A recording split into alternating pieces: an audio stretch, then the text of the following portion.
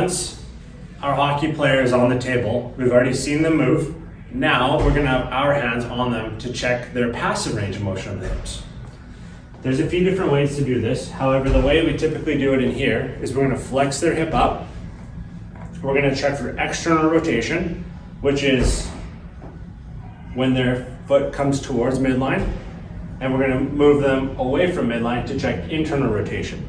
Well, I don't always trust my eyes, and so we need to use objective measurements. That's why we have a ruler to check how many degrees their hips move on both sides.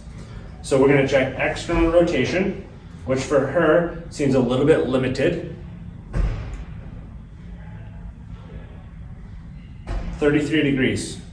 It's about 12 degrees less than what we normally like to see for external rotation, but we're gonna remember that range.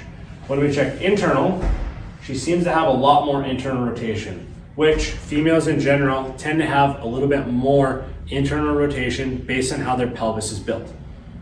Checking this, we would like to see 35 degrees at minimum. She has 48, which is a huge improvement.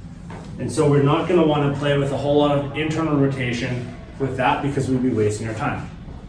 Checking the opposite side, we're gonna look for external rotation and internal rotation. External feels a little bit more here, but again, we don't always trust our eyes, so we're gonna remeasure.